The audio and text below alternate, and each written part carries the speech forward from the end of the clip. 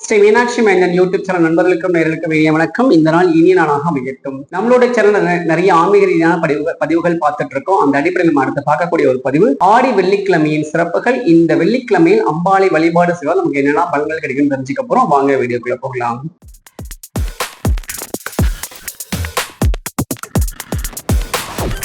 அஞ்சு முகம் தோன்றில் ஆறுமுகம் தோன்றும் மெஞ்சவர் நெஞ்சில் வேல் தோன்றும் நெஞ்சில் ஒரு காலனுக்கு எதிர்காலம் தோன்றும் முருகாசனம் கந்தாசனம் ஓதுவோர் முன் வெற்றிவேல் முருகனுக்கு அரோகரா.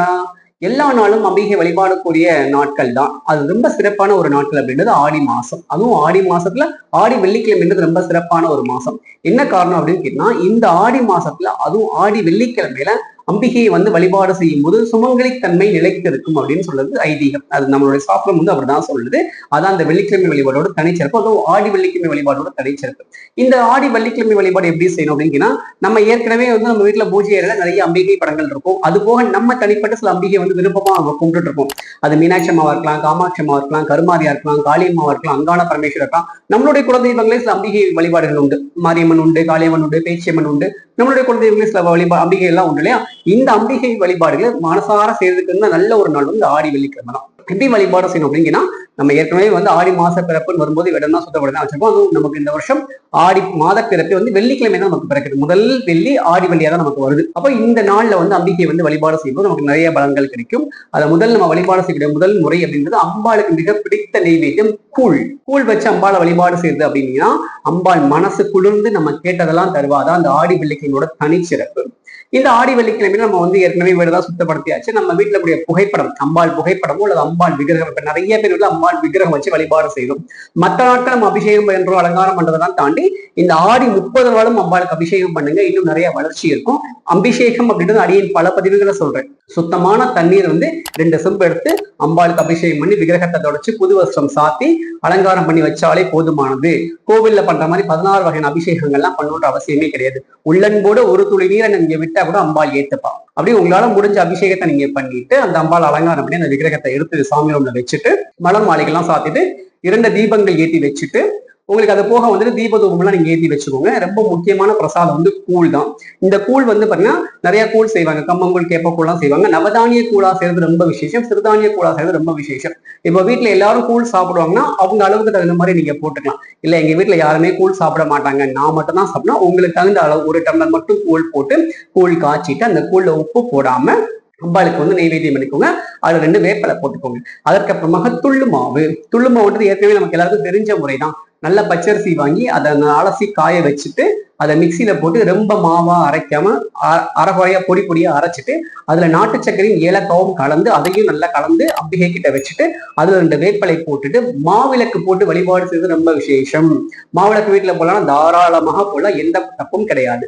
கோவில தான் மாவிளக்கு போகணும் கிடையாது. வீட்லயும் சின்னதா ஒரு மாவிளக்கு போட்டு வழிபாடு செய்யலாம். நீங்க கேட்டதெல்லாம் அம்பாள் தருவா. அப்ப அம்பாளுக்கு பிடிச்ச 3 பிரசாதங்கள் ரெடி பண்ணி வச்சாச்சு. வச்சதுக்கு அப்புறமா அம்பாளுடைய ஸ்லோகங்கள் என்ன சொல்லலாம் அப்படின்னு கேட்டீங்கன்னா, அபிராமி அந்தாதி சொல்லலாம், லலிதா சகசாமம் சொல்லலாம், சௌந்தர்ய லகரி சொல்லலாம், தேவி மகாமித்யம் சொல்லலாம். உங்களுக்கு என்ன தெரியுமோ, எந்த அம்பிகை வழிபாடு ஸ்லோகங்கள் தெரியுமோ அந்த ஸ்லோகங்களை சொல்லி இந்த அம்பாளை வழிபாடு செய்யலாம். இப்ப நமக்கு ஸ்லோகங்கள்லாம் சொல்ல தெரியாது அப்படின்னு நினைக்கிறவங்க யூடியூப்ல போட்டு விட்டுக்கலாம். போட்டு விட்டுட்டு அந்த யூடியூப்ல அந்த ஸ்லோகங்கள்லாம் முடிஞ்சதுக்கு அப்புறமாக உங்களுக்கு என்ன பிரார்த்தனை இருக்குதோ, சொந்த வீடு கட்டணும், கடன் அடையணும், கணவருடைய உடல்நிலை சரியா வரும், அவருடைய தொழில் வளர்ச்சி அடையணும், குழந்தைகள் நல்லா படிக்கணும், குழந்தைகளுக்கு நல்ல வரன் கிடைக்கணும், நல்ல வேலை கிடைக்கணும், இந்த மாதிரி உங்களுக்கு என்ன வேண்டுதல் இருக்கோ அந்த வேண்டுதெல்லாம் அந்த அம்பாள் கிட்ட சொல்லிட்டு தூப தீப ஆராதனை காமிச்சு பூஜையை முடிச்சதுக்கு அப்புறமாக அம்பாளுக்கு வச்ச அந்த கூழ் பிரசாதத்தை நீங்க பிரசாதமாக நீங்க எடுத்து விரதத்தை முடிக்கலாம். விரதம் அப்படின்றது அடியேன் ஏற்கனவே சொன்ன மாதிரி காலையில இருந்து மாலை வரைக்கும், சூரிய அஸ்தமனம் வரைக்கும் எந்த உணவும் எடுத்துக்காம இருக்கதா உபவாசம். முடியாதவங்க காஃபியோ டீயோ எடுத்துக்கலாம், பழச்சாறுகள் எடுத்துக்கலாம், தப்பு கிடையாது. திட உணவுகள் மட்டும் எடுக்கக்கூடாது. இந்த மாதிரி ஒவ்வொரு வெள்ளிக்கிழமை நமக்கு இந்த வருஷம் 4 to 5 வெள்ளிக்கிழமை வரும்னு நினைக்கிறேன். 5 வெள்ளிக்கிழமை வரும்னு நினைக்கிறேன். இந்த 5 வெள்ளிக்கிழமையும் இந்த மாதிரி கூழ் வச்சு மாவிளக்க போட்டு துள்ளுமா வச்சு நீங்க வீட்டுல பூஜை பண்ணக்கூடிய அம்பாளை வழிபாடு செய்து வாருங்கள். மிகப்பெரிய வளர்ச்சியை அம்பாள் தருவா. அதெல்லாம் தாண்டி சுமங்கலி தன்மையை அம்பாள் தருவா. அந்த தன்மை நிலைத்து இருக்கும். இதுதான் இந்த ஆடி வெள்ளிக்கிழமையோட தனிச்சிறப்பு. பொதுவாகவே அம்பிகை வழிபாடு செய்வது அந்த சுமங்கலி தன்மைக்காக தான் வழிபாடு செய்வாங்க. ஆனா இந்த ஆடி மாசத்துல அம்பிகை வழிபாடு செய்வது அம்பாள் ரொம்ப சந்தோஷமா இருப்பாங்க. அந்த ஆடி மாசத்துல உலகத்துல கூடிய அத்தனை அம்பிகையும் இந்த ஆடி மாசத்துல அவ்வளவு சந்தோஷமா இருப்பாங்களாம். அதற்காகத்தான் இந்த ஆடி வெள்ளிக்கிழமையில நம்மளுடைய அம்பாளை வழிபாடு செய்யும் போது அவள் நமக்கு சுமங்கலித்தன்மை தருவாள் அப்படின்னா அந்த வழிபாடோட தனிச்சிறப்பு.